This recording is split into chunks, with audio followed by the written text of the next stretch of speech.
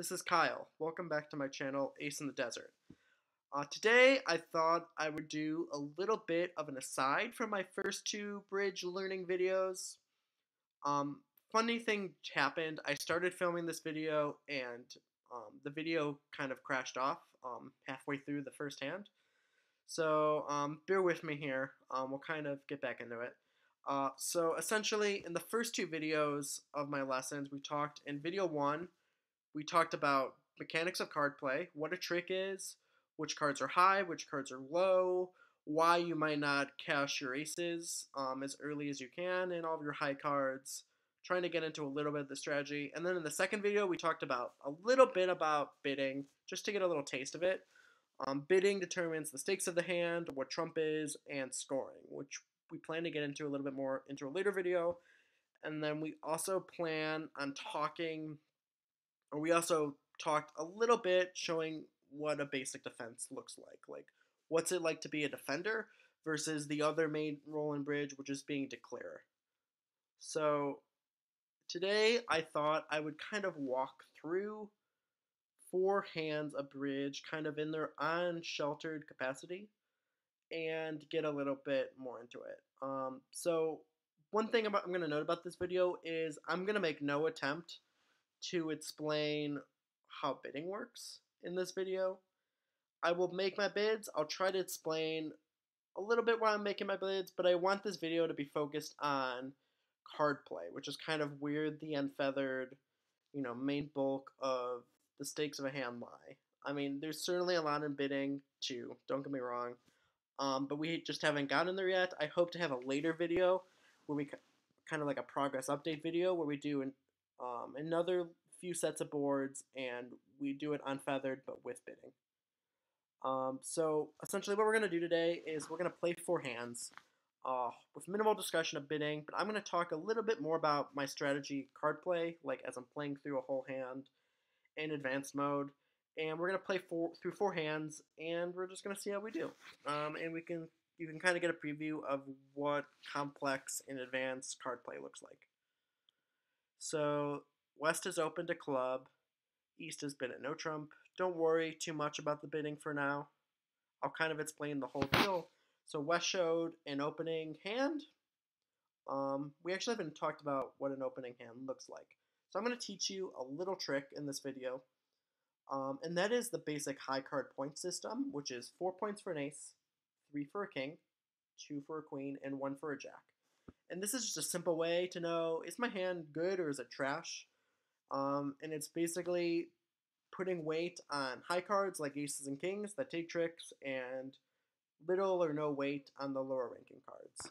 And so an average hand is 10 points, right? 1 ace, 1 king, 1 queen, 1 jack is 10. But of course there's all different combinatorics of different holdings you can have. Here we have 4 face cards. Face cards are ace through jack, another term for those, or high cards, another term for it. And we have 8 points. So in general, to be the one to start bidding, you want to have 12 points. So West is showing 12 or more points, and usually 4 or more clubs. There are reasons why West might have less than 4 clubs. We'll get into that into another video. East is showing a minimal hand, like 6 to 10 points, denying equal strength to partner, but has enough to say something. And West doesn't have any extras, so they're going to try to stop cheaply and 1-0. So their goal is to take 7 tricks, and we're in lead. So a general rule of bridge, we're in lead on defense, and we want to attack suits that are going to get us tricks. So general rules are top of a sequence, like king, queen, jack.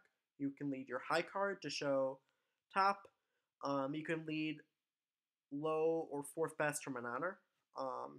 Fourth best, we'll get into why fourth best leads work later, but essentially leading fourth best versus low, based on the spot you lead, and it helps partner distinguish on your later discard the original length in your suit. So we always tend to lead, at least for beginners, we tend to lead fourth best from a long suit.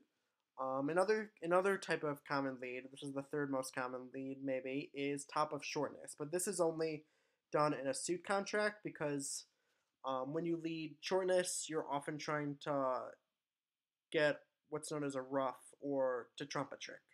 So you want to gain tricks by playing trump when you're short in a suit. But we're in a no trump contract, so that doesn't apply. So we're gonna look to lead a long suit or top of a sequence. Well, you can see we don't really have any sequence here. We don't have the Jack 10.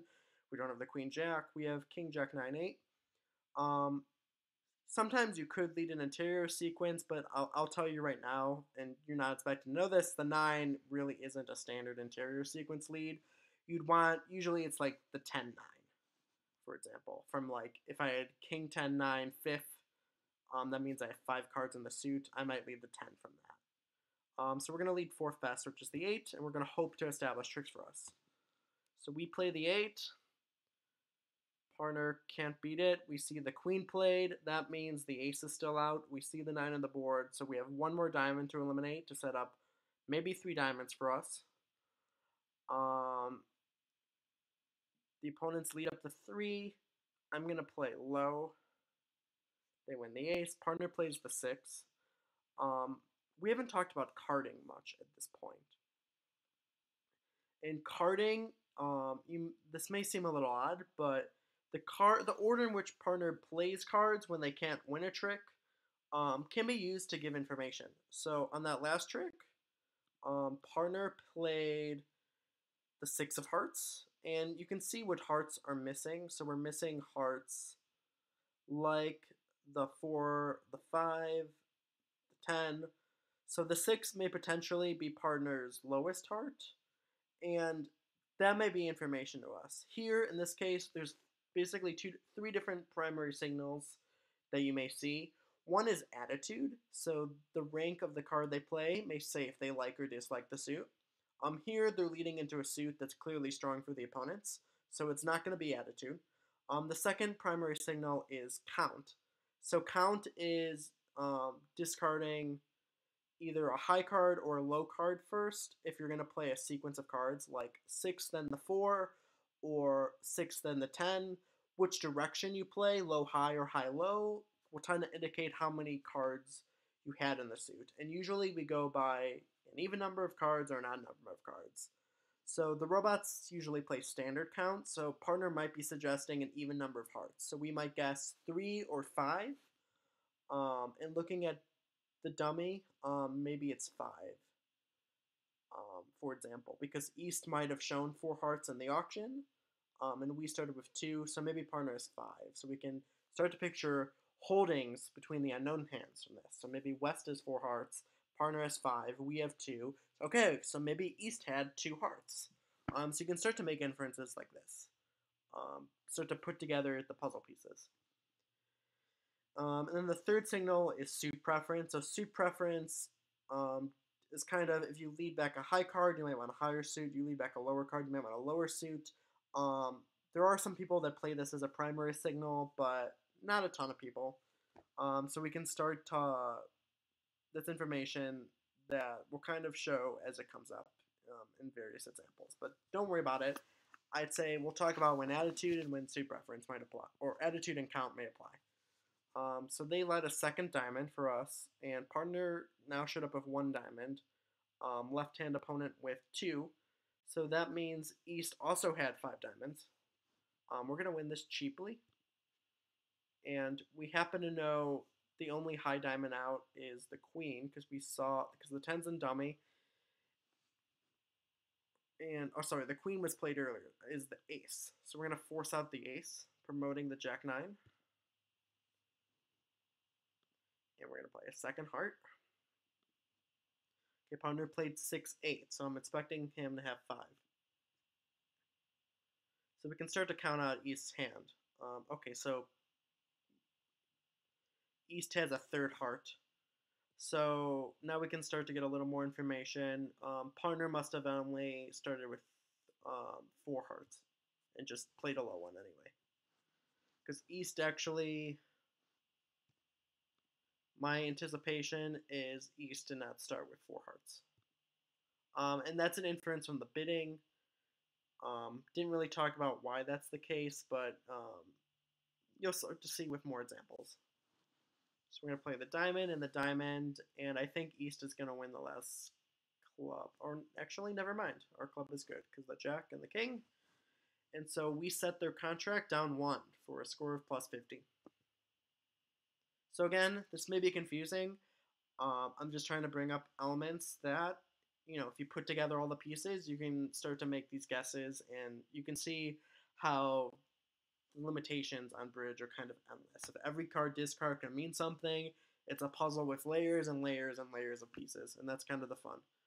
So here we have an 8-point hand to less than average strength. So I could bid a spade, but I'm not going to, because usually you want to have a little bit above average strength to make an opening bid. West bid, a conventional bid. So every bid made doesn't have to be natural. Natural means like a natural 2 club bid here would show 5 or more clubs and maybe a certain strength of values. But they're playing it as conventional. So 2 clubs is just artificial. Says I have a hand that wants a hand that's game forcing, which means West is showing usually over half the points in the deck, so at least 20 points. And East is just bidding 2 diamonds as a waiting bid, so West can show their shape. And don't worry about this.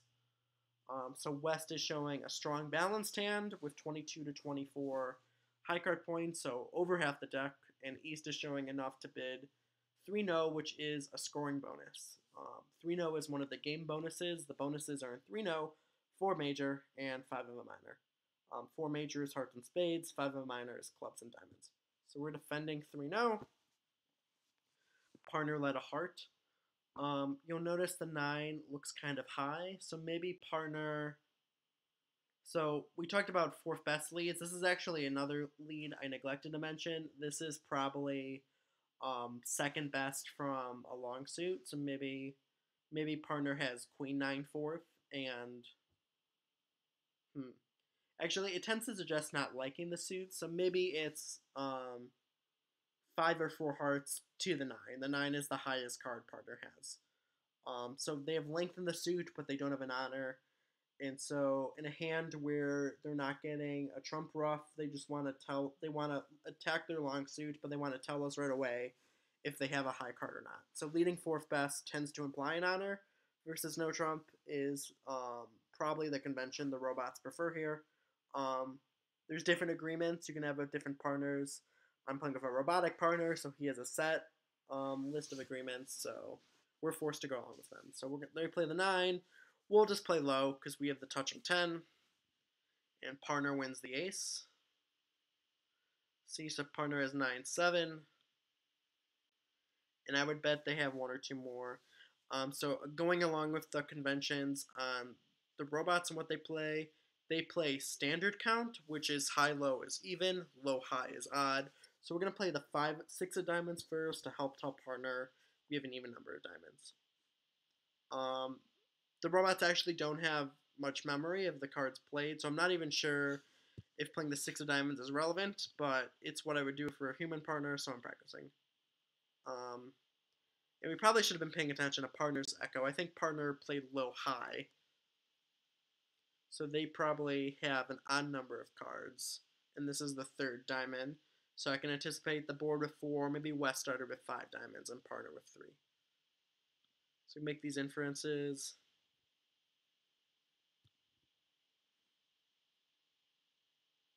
Okay, partner had, I think, 5 diamonds at this point. Were they 5-4? Or maybe they had 6.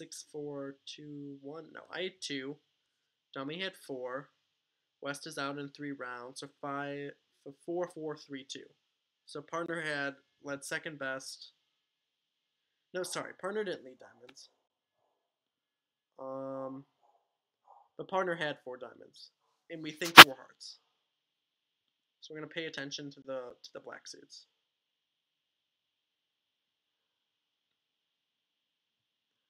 Is this the 5th heart? I don't remember. Okay, robot had 5 hearts, so I guess they led that high from 3.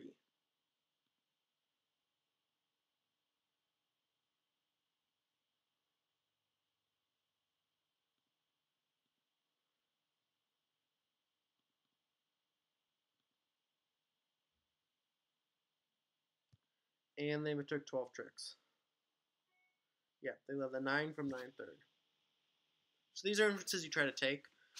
Some hands, it really doesn't matter that much. Like there, I think our opponent had a pretty straightforward strategy of setting up their own hearts and trying to establish clubs and spades by knocking out our tricks. But sometimes it matters. Sometimes there's a guess, and we want as much information as possible. If it's beneficial to us, sometimes it isn't. So here we have 10 points, and we have a really nice 6-card spade suit and a secondary 5-card club suit. We're a little light on points, but we have amazing shape. 6-5 is a very rare shape and a very shape good at taking tricks, especially if partner also has clubs and has a fit in spades or clubs. So we're going to open this a spade. Partner is showing a minimal-ish hand. Partner doesn't have room to show if they have hearts or diamonds. So they're bidding 1 no to conserve space. This is called a forcing 1 no trump. We're going to describe that we have secondary clubs, bid or 2 suits. Partner is inviting 2 no. We're going to show our 6 spade. Because opening a spade, we only implied 5, so we'll show 6. Now we're showing some 6-4, 6-5. And we get a lead. Partner only has 4 spades. They led the jack, which is usually implies the 10. Usually denies the king unless it's jack from an interior sequence like king, jack, 10. We're going to win this with the ace because we only have 1. We want a club ruff if we can.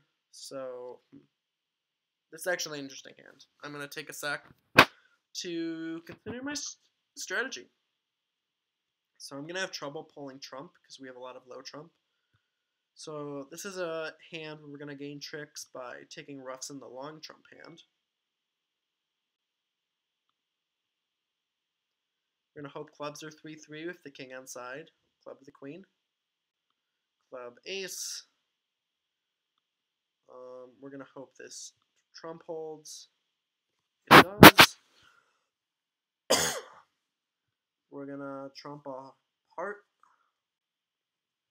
And we're going to lead out a club.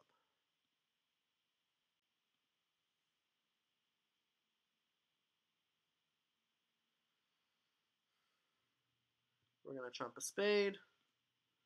West over trumps. They've played 1 of their 5 trumps that we know they have.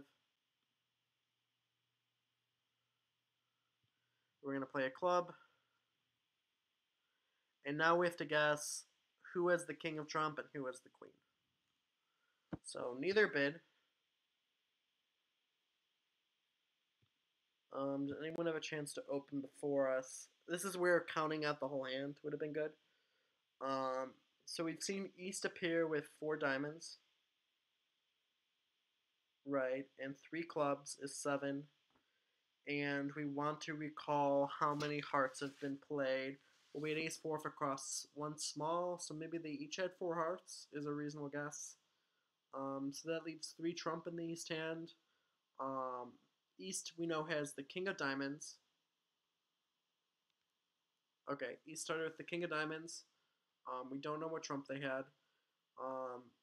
If I've been paying attention, I might know if they had the king or queen of trump. And I don't remember the entire club situation. East had the doubleton king of clubs. Yeah, so East has shown up with 2 kings. And have they shown up with a queen or a jack? I think maybe the queen of hearts, so could they have had the ace? I don't think they could have the ace. I think they could have at most a queen, so we're going to play the jack. And I was right. West had the ace and the king. Did he said the queen of hearts? Did I remember that right? Okay, no, but they had 2 jacks.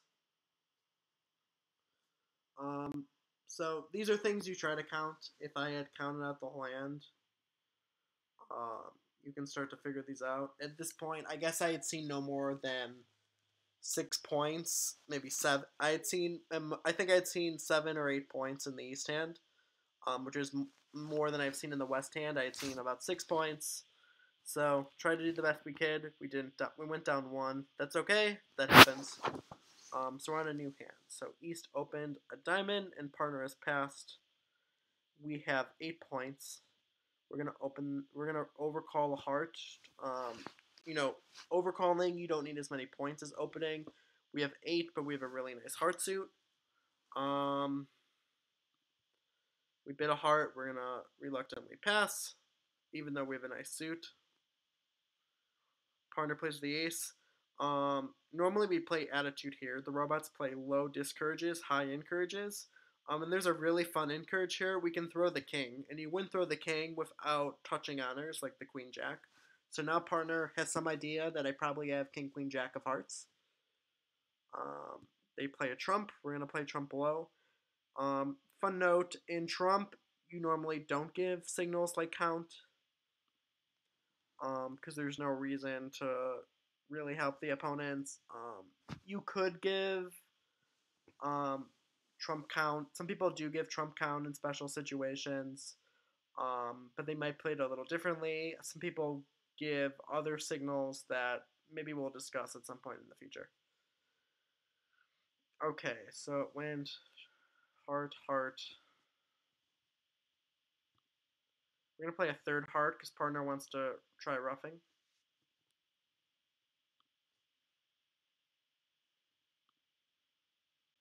Partner might have had like jack third where they had what's known as an uppercut over the board.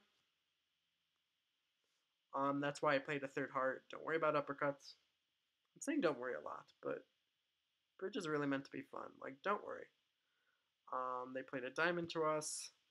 It seems right to keep playing hearts. We're going for a forcing defense. We want West to exhaust all of their trump cards. I just gave count in spades by playing the highest spade I could afford to pitch.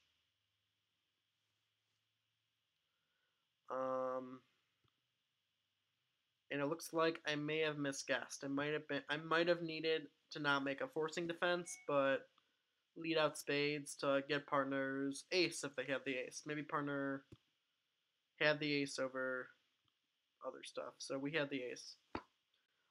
So we could have taken one more trick if I shifted to a spade. Obviously not ideal. We like to take more than one trick. We like to set up a bunch of tricks in spades, but with the king on the board, we didn't have time to take more. So let's see how we did. We played 4 hands, and I wonder how it went.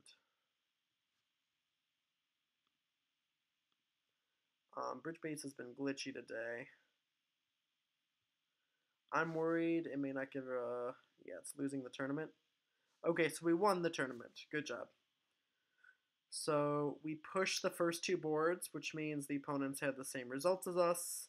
And on board 3, we went down. We played 1 spade down 1, whereas the person in my seat at the other table played 3 clubs down 1 extra. So they opened this a spade, and instead of rebidding spades at the 3 level, they rebid clubs.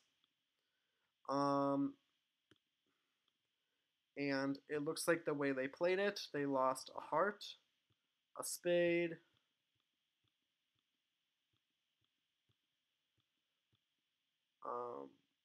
they lost a heart, a spade.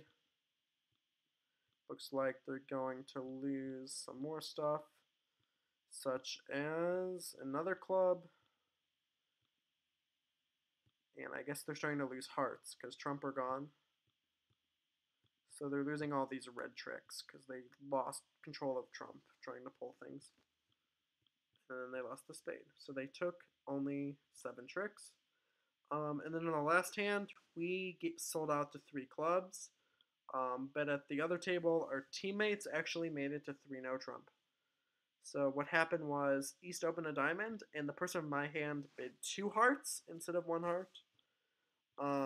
West on the border between passing and bidding bid 3 clubs, and partner with 3 small club support decided to go for 3-0. And on this hand, you happen... Do you have play for 3-0? This seems like it shouldn't make on a heart lead. So they let a heart. And then found the killer spade switch. So if you continue a heart, see, North has both aces but doesn't have a heart to continue, so you could play it so you could lose to the ace of clubs but set up a bunch of club tricks for yourself. So it went heart, and then the killer spade shift, because now you can set up spade tricks for yourself, because you actually have 3 spade tricks if you continue spades. And then this should be down, but after knocking out the ace of clubs, North robot continues another heart instead of a spade. So if they returned a spade, South would cash 2 tricks. And so now they have the rest. They can take 4 diamonds and 3 clubs for making game. So our teammates made a good score at the other table, and we won some points for a good match. So I hope this video was kind of helpful. I know bridge can seem daunting and confusing at first. It seems like there's a lot of jargon, there's a lot of different strategies and things to learn. But I want you to take that as something kind of exciting. So I hope you enjoyed today's video, and hope to see you playing lots of bridge out there. Stay safe and take care.